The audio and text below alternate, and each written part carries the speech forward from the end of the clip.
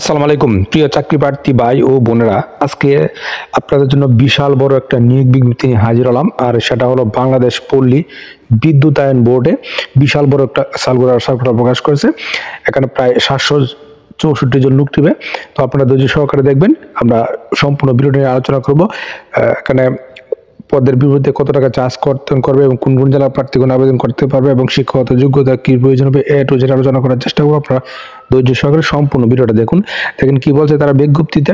বাংলাদেশ পল্লী বিদ্যুতায়ন বোর্ড এর আওতাধীন পল্লী বিদ্যুৎ সমিতি সমূহ শিক্ষানবিশ লাইনম্যান পদে লোকবল নিয়োগে নিমিত্তে উপযুক্ত যোগ্যতা সম্পন্ন প্রকৃত বাংলাদেশি পুরুষ নাগরিকদের নিকট হতে নির্ধারিত ফর্মে স্বহস্তে পূরণকৃত দরখাস্ত তারা আহ্বান করতেছে এবং পদের পাশে শূন্য সংখ্যা প্রার্থী বয়সীমা প্রয়োজনীয় শিক্ষাগত যোগ্যতা ও শারীরিক যোগ্যতার কথা তারা উল্লেখ করে দিয়েছে। এখানে পদ হলো শিক্ষানবিশ লাইনম্যান। এখানে 764 জন লোক নিবে। এক পদসংখ্যা কম বেশি হতে পারে এবং বয়স সীমার কথা কি বলা হয়েছে, এখানে বয়স সীমা 26 জানুয়ারি 2025 তারিখে প্রার্থীর বয়স 18 থেকে 21 বছরের মধ্যে হতে হবে। তবে পল্লী বিদ্যুৎ কর্মরত প্রয়োজনীয় যোগ্যতা সম্পূর্ণ মিটার রিডার কাম মেসেঞ্জার শিক্ষানবিশ লাইনম্যান হিসেবে নিয়োগের ক্ষেত্রে বয়স 18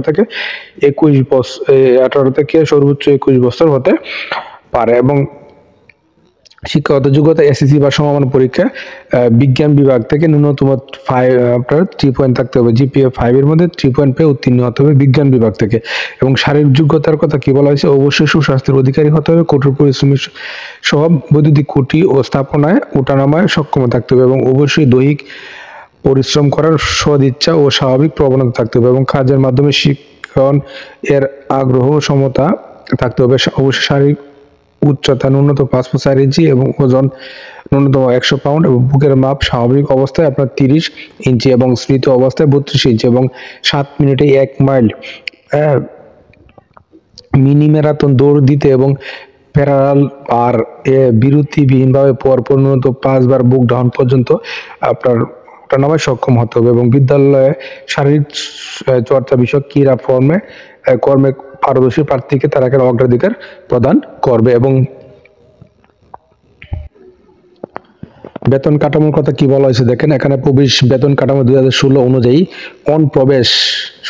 কালীন নির্ধারিত বেতন 15,500 টাকা তৎসহ বিধি অনুযায়ী অন্যান্য ভাতা ও সুবিধাদি প্রদান করা হবে এবং প্রবেশন মেয়াদান্তে সংশ্লিষ্ট নীতিমালা মোতাবেক নিয়মিত হলে প্রবেশ বেতন কাঠামো 2016 অনুযায়ী 16,600 টাকা স্কেলে আপনি নির্ধারিত হবে। এবং শর্তাবলী, এই পদগুলোতে যদি আপনি আবেদন করতে চান তাহলে আপনার কিছু শর্ত মানতে হবে। শর্তগুলো কি কি, নির্ধারিত আবেদন ফর্ম নং 1 বাংলাদেশ পল্লী বিদ্যুৎ নিজের ওয়েবসাইট reb.gov.bd অথবা সংশ্লিষ্ট পল্লী বিদ্যুৎ যে ওয়েবসাইট সমিতির ওয়েবসাইট অথবা এর ঠিকানা সংশ্লিষ্ট সমিতি হতে সংগ্রহ করা যেতে পারে এবং ডাউনলোড করে আপনারা সংগ্রহ করবেন এবং পূরণযোগ্য প্রবেশপত্র A4 সাইজের কাগজ আপনারা ডাউনলোড করে আবেদন ফর্ম সহজে আপনারা পূরণ করে তারপরে আপনারা একটা আবেদন করবেন এবং নির্ধারিত আবেদন ফর্ম ব্যতীত কোনো আবেদন ফর্মে আবেদন করলে তা আবেদনপত্র বাতিল করে গণ্য করবে।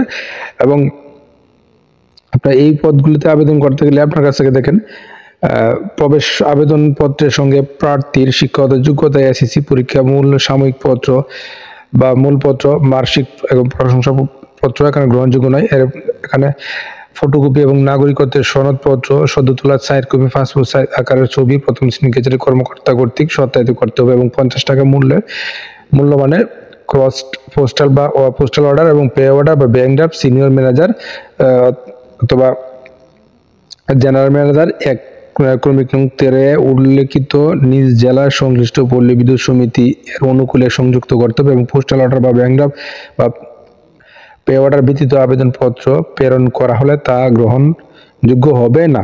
এবং নিয়োগের ক্ষেত্রে সরকারি নির্দেশনাবলী, কোটা প্রযোজ্য এবং অন্যান্য নীতিমালা যথাযথভাবে অনুসরণ করবে এবং কেবলমাত্র শারীরিক পরীক্ষা উত্তীর্ণ প্রার্থীদেরকে পরবর্তীতে লিখিত পরীক্ষা অংশগ্রহণের জন্য ডাকা হবে। এখানে এমসিকিউ পরীক্ষা হবে, লিখিত পরীক্ষা এবং প্রার্থী কর্তৃক প্রদত্ত তার শিক্ষাগত যোগ্যতা ও অভিজ্ঞতা, জন্ম তারিখ, বয়স, স্থায়ী ঠিকানা, বর্তমান নিজ জেলা সহ আবেদনপত্রের প্রদত্ত অন্যান্য যে কোনো তথ্য অসম্পূর্ণ, অসত্য বা অসঙ্গতিপূর্ণ প্রমাণিত হলে তার প্রার্থিতা বাতিল করা হবে এবং এরূপ অসত্য উদ্দেশ্যমূলক তথ্য প্রদানের মাধ্যমে নিয়োগপ্রাপ্ত হলেও পরবর্তীতে যে কোনো সময় বিষয়টি বাংলাদেশ পল্লী বিদ্যুৎ বোর্ড বা পল্লী বিদ্যুৎ সমিতি কর্তৃপক্ষের গৌরীচীভূত হলে, অর্থাৎ তারা জানতে পারলে চাকরি থেকে আপনাকে বিনা নোটিশে বরখাস্ত করবে এবং তার বিরুদ্ধে আইনানুগ ব্যবস্থা করবে এবং কোনো কারণ দর্শানো ব্যতি রেখে যে কোনো আবেদনপত্র গ্রহণ ও বাতিল করা সংরক্ষণ তারা অধিকার কর্তৃপক্ষ সংরক্ষণ করে। এবং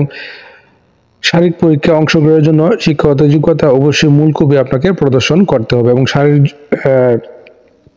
যে পরীক্ষা সেটা হবে সেখানে উপস্থিত হবেন আপনার 26 জানুয়ারি 2025 সকাল 9টায়। নিম্ন বর্ণিত ছক অনুযায়ী বাংলাদেশ আবেদনকারী তার নিজ জেলার পার্শ্বে বর্ণিত পল্লী বিদ্যুৎ সমিতিতে আবেদনপত্র ও চাহিদা সহিত কাগজপত্র সহ উপস্থিত হবেন। আপনার নিম্ন বর্ণিত ছক অনুযায়ী আবেদনকারী তার নিজস্ব জেলার পার্শ্বে বর্ণিত পল্লী বিদ্যুৎ সমিতি সদর দপ্তরে স্বহস্তে পূরণকৃত আবেদনপত্র ও চাহিদা সহিত কাগজপত্র সহ সকাল 9টায় উপস্থিত হবেন। অর্থাৎ আপনার যে কাগজপত্রগুলো চেয়েছে এবং আবেদনপত্র নিয়ে আপনারা সকাল 9টায় আপনাদের যে জেলা সদর যে পল্লী বিদ্যুৎ সমিতির যে আছে সেখানে আপনারা কি করবেন, উপস্থিত হবেন। এখানে দেখেন 64 জেলায় 64টা দেওয়া আছে। প্রথমে দেওয়া আছে কি ঢাকা পল্লী বিদ্যুৎ সমিতি যারা আছেন একে, তারা পলাশবাড়ি নবীনগর ঢাকা, এবং এইভাবে সবগুলো দেওয়া আছে। আপনারা কি করবেন, ভিডিওটা পজ করে সবগুলো দেখবেন, সবগুলো পল্লী বিদ্যুতের যে নাম সে নামগুলো দেখে আপনার জেলার যে পল্লী বিদ্যুৎ সেখানে আপনারা ঠিক সময়ে উপস্থিত হয়ে যাবেন। আর অবশ্যই এই নিয়োগটা সম্পর্কে ভালোভাবে খোঁজ খবর নিয়ে তারপরে বুঝে শুনে অবশ্যই উপস্থিত হবেন। আর প্রতিদিন আপডেট চাকরির খবর করবে তো অবশ্যই আমার চ্যানেল আর পেজটার সঙ্গে থাকবেন। ধন্যবাদ সবাইকে।